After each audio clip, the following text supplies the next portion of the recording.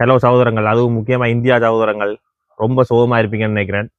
உண்மையிலேயே நேற்று மச் பார்க்க இன்ட்ரெஸ்டாக இருந்தது. நீங்கள் சோகமாக இருக்கிறீங்க இல்லையே தான் வைத்து உண்மையிலேயே மச் பார்க்க இன்ட்ரெஸ்டாக இருந்தது. ஏரெண்டா இப்படி ஒரு மச்சை வந்து சவுத் ஆஃப்ரிக்கா அடித்து முடிக்கும் போது ஒரு திரும்பி நினைச்சிருக்க மாட்டாங்க. இந்தியாக்காரன் நினைச்சிக்க மாட்டாங்க, சவுத் ஆஃப்ரிக்காக்காரன் நினைச்சிக்க மாட்டாங்க. ஆனால் பிளானாக வந்து ஃபீல்டிங் எடுத்த சவுத் ஆஃப்ரிக்கா ஒரு மாதிரி வந்துட்டாங்கன்னு சொல்கிறதுக்கு முன்னா நல்ல அடி அடித்து வந்துட்டாங்க. எப்படின்ட்டு பார்த்தீங்கன்னா இந்தியா போஸ் பேட்டிங். இந்தியா வந்து முன்னுக்கு ஜேசுவால் சரியான சொதப்பல் உண்டு. அடிக்கிறார் ஒன்றும் படுதும் இல்லை, தேவையில்லாத சொட்டுகள் அடித்து கட்சிகளை விடுறாங்க, எல்லாம் செய்கிறாங்க. அப்படின்னு தேவையில்லாத சொதப்பல். ஆனால் ரோஹித் சர்மாவுக்கு ஒரு நல்ல ஸ்டார்ட் கிடைச்ச மாதிரி கிடந்து ரோஹித் சர்மாவும் வேலைக்கு அவுப்பட்டான். ஓகே, போன மச்சு அடித்தவன் இன்னும் வச்சு அவுப்பட்டான். ஜெய்ஸ்வால் வந்து போன மச்சும் அடிக்கையில் இந்த மச்சும் வந்து சரியான சொதப்பல் உண்டு. ஆளினி வண்டே மச்சில் உள்ள இருக்குமோன்றது எனக்கு கண்டா தெரியல. பெரிய ஹிட்டர் T20 அப்படி ஒரு ஹிட்டர்ண்டா 10 ஓவரும் பவர் பிளே, அதனால் ஹிட் பண்ணிலாம் போயிட்டு அது இந்த பீச்சில் அவங்க போட்டு தள்ளிட்டாங்க. சரி, அது போட்டும். அங்கால வந்து கோலியும் நம்மள ருத்ராஜும் 2 பேரும் நல்ல ஒரு இன்னிங்ஸ். 2 பேரும் சிம்பிளாக விளையாடிக்கொண்டு வந்து போன மேட்ச் வந்து கோலிக்கு ஒரு எட்ஜ் பண்ணி ஃபர்ஸ்ட் பால் 4 போகும். அதோட கோலி வந்து செஞ்சுரி அடிச்சிருவான். இந்த மேட்ச் வந்து அதே மாதிரி ருத்ராஜுக்கு எட்ஜ் பண்ணி ஒரு 4 போகும். அதோட வந்து இந்த மேட்ச் ருத்ராஜ் செஞ்சுரி அடிச்சிருவான். அப்படி ஒரு லக் இருந்த இந்தியா டீமுக்கு கோலியின் கட்சி அடியில் விடுறாங்க, ருத்ராஜின் கட்சை மாட்டுக்க விடுறாங்க. எல்லாம் செஞ்சு பின்னுக்கு வந்து ராகுல் வந்து ஒரு கிட்ட போட்டு அடிச்சு நொறுக்கி ஆக்கள் வந்து 358 ரன் அடிச்சிருக்காங்க. ஆனால் கடைசி நேரத்தில் ஜடேஜா வந்து தன நேரமாக டொட்டாக்கிட்டான். அது ஒரு பிரச்சனையால ஆக்களுக்கு வந்து 358 ரன்னா போச்சு. இல்லாட்டி கொஞ்சம் கூட அடிச்சுக்கலாம். ஆனால் நார்மலாக பார்த்தா 358 ரன் வந்து பெரிய ரன் தான். இப்போ தோத்தபடியாக சொல்லுவாங்க, ஜடேஜா டொட்டாக்கினோடைய தான் 358, இல்லாட்டி 400 அடிச்சு போட்டு அடிச்சுக்கலாம், இல்லாட்டி 380 அடிச்சு போட்டு அடிச்சுக்கலாம்ட்டு. அது எத்தனை என்னாலும் ஒரு அடி விழுந்திருக்கும் போலாம் கிடக்கு. என்ன இந்தியான போலிங் அப்படி.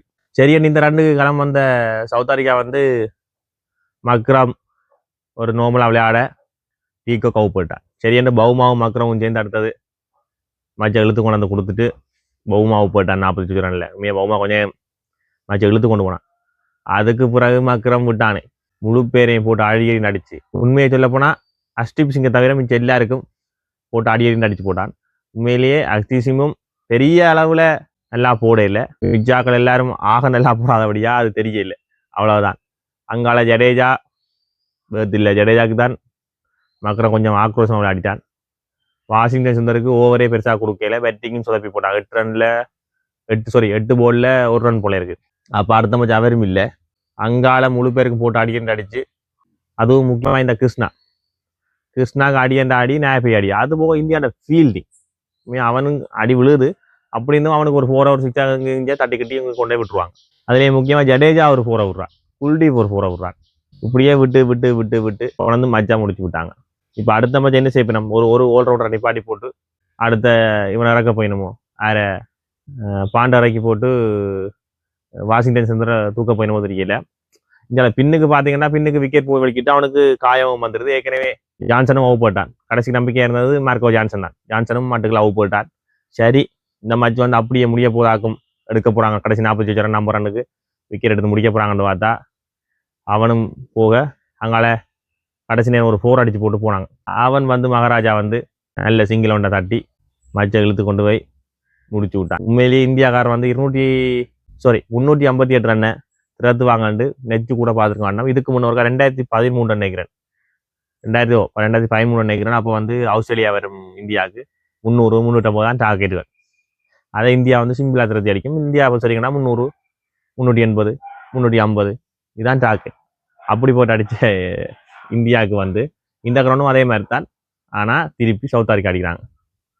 வேறு லெவலில் விளையாடி விட்டாங்க சவுத் ஆஃப்ரிக்கா. உண்மையிலேயே இப்போ பார்க்க எனக்கு கொஞ்ச காலத்துக்கு சவுத் ஆஃப்ரிக்கா ஒரு அசைக்க முடியாத டீமாக இருக்கும். அது மார்க்கோ ஜான்சன் வந்து பேட்டிங்கும் நல்லா செய்கிறான், போலிங்கும் நல்லா போடுறான். இந்த மேட்ச் அடிக்கையில் இருந்தாலும் நல்ல ஒரு டீம், நல்ல ஒரு ஆல்ரவுண்டர்ஸ் வச்சுக்கிற டீம் நல்லா வந்துட்டுது.